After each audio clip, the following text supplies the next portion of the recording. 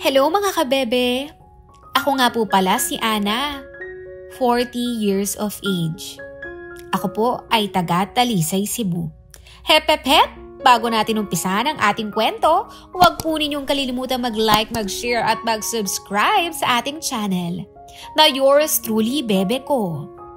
At ito na po, uumpisahan na natin ang ating kwento. Itago na lang po ako sa pangalang Ana. 40 years old. Ako po ay taga Talisay, Cebu. Kasal po ako. Wala kaming anak. Mas bata nga ang asawa ko. 21 pa lang kasi siya nung pinakasalan ko. At ako naman ay 31 years old na noong mga panahong iyon. Sabi nila, mas exciting daw ang mas bata. Kaya sinubukan ko. Pero totoo pala. Wala sa edad ang maturity. Hindi siya nangaliwa, pero nagulat ako. Hay nako, hindi ko naman akalain na mama's boy pala ito. Nung bago pa kami ay okay lang. Pero habang tumatagal, nag-aaway na rin kami. Gaya nga ng normal na mag-asawa. Ang problema, lagi niya akong sinusumbong sa nanay niya. At imbes na ayusin nga namin, ay kinakampihan pa siya ng biyenan ko. Hindi kami bumukod agad. Kasi sabi ng biyenan ko, dito muna kayo, wala pa naman kayong anak. Sa una, mabait siya, pero sa una lang pala ang lahat ng iyon. Isang beses ay hinabol ako ng may hawak na patalim ng biyenan ko. Hindi ako nagpaapi at pinatulan ko na nga ito. Mula pa nga noon ay bumukod na kami. Pero kahit bumukod na, pag may away kami, sa mama pa rin niya siya umuwi.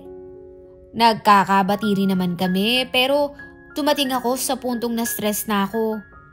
Lalo na't nakunan pa ako. Doon ko napagpasyang mag-abroad. Bago nga ako umalis, ay may naipundar kaming tricycle na siyang ginamit ng asawa ko sa pamamasada. Mabait naman ako, pero kapag inaapi ako ay lumalaban talaga ako. Nasa Maynila na ako noon, naghahanda na sa pag-alis. Pero nagkasakit ako.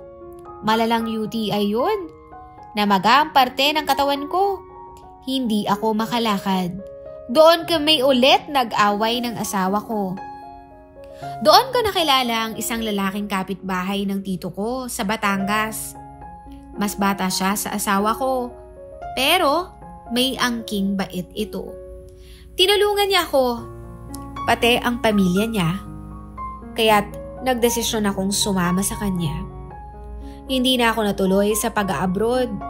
Nang malaman ito ng mga kamag-anak ng asawa ko, ay siniraan nila ako. Pinabayaran nila ang lahat ng ginastos ko at binayaran ng bago kong karelasyon. Umuwi ako sa amin para ipakita na okay ako. Pero hindi pa rin ako matahimik. Pinagbantaan kasi ako ng asawa kong ipapatulfo daw ako. Kaya't gumawa ako ng bagong FB account. Pinapansin ko siya paminsan-minsan para hindi siya magduda. Hindi niya alam ay magkasama na kami ng bago kong boyfriend. Lumipas pa nga po ang 2 taon. Umuwi ako at nagkabalikan kami ng asawa ko. Hanggang ngayon ay magkasama pa rin kami kahit wala kaming anak. Bumukod na nga kami. Mas tahimik na ang buhay namin. Alam kong mali ang ilan sa mga desisyon ko. Kaya ang masasabi ko lang, huwag po ninyo akong tutularan. Pero sana may natutunan kayo sa aking kwento. Ang aking My Bebe Love Stories. Nakita kami. Walang away, walang panunumbat. Tahimik lang kaming nag-usap. Ang sabi niya, ayoko pa rin makipag-iwalay. Gusto pa rin kitang makasama. At kahit ang daming mali noon, minabuti kong bigyan ng isa pang pagkakataon ang pagsasama namin. Baka nga may natutunan na siya. Baka nga may nagbago na. Mula nung nagkabalikan kami, may mga pagbabagong unti-unting naramdaman ko. Hindi na siya basta-basta umuwi sa mama niya kapag nag-aaway kami.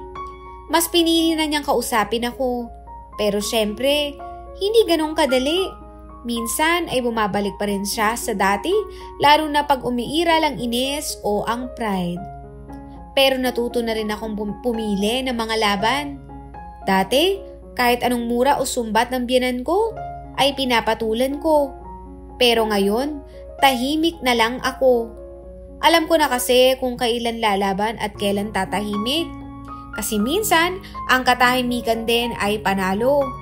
Naaalala ko yung tricycle na pinundar namin. Hanggang ngayon ay ginagamit pa rin niya sa pamamasada. Kung tutuusin hindi naman kami mayaman. Pero kahit papaano, may natira sa lahat ng pinagdaanan namin. Hindi man kami nagkaanak, sinubukan pa rin namin buuin ang buhay at respeto sa isa't isa. Minsan pa nga ay naiisip ko, kung hindi ako umalis nun, kung hindi ako sumama sa iba, ano na kaya ang nangyari sa amin? Pero sa halip na pagsisihan, ginawa ko na lamang itong aral. Ngayon ay magkasama pa rin kami. Tahimik ang buhay, simple pero buo. Kaya sa mga kagaya kong dumaan sa maraming pagsubok sa relasyon, ang maipapayo ko, pumili ka ng laban mo. Pag napagod ka, magpahinga. Hindi laging iwan. At kung alam mong mali ka, huwag kang matakot umamin. Kasi minsan ang pagsisisi at pagbangon ay bahagi rin ng pagmamahal. Hindi man ako perpekto pero marunong akong lumaban. Umiyak at umamin. Pagkatapos ng lahat, pagtataksil, sakit, pag-alis, pagbabalik, eto kami ngayon. Tahimik, simple, pero magkasama. Wala pa rin kaming ang anak at kung tutuusin ay hindi na rin siguro darating. Noon iniiyakan ko yun. Pakiramdam ko kasi kulang ako bilang babae. Pero habang tumatagal ay natutunan kong hindi lang anak ang sukatan sa pagiging asawa o pagiging ina.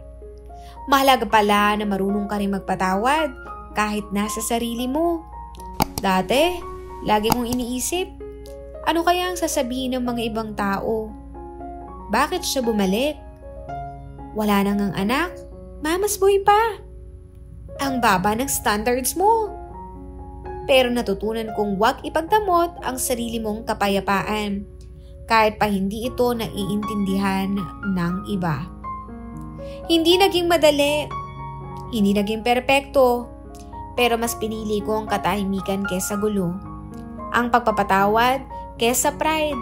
Kasi sa huli, ako pa rin ang matutulog sa kama naming dalawa. Ako pa rin kasi nga ang kasama niya magtimpla ng kape sa umaga. Minsan tinatanong ko ang sarili ko, masaya ba ako? Hindi palaging oo ang sagot, pero hindi na rin hindi. Ang totoo, naging payapa ako at minsan sapat na nga iyon. Walang mali sa paglayo kung kailangan mong buuin ang sarili mo.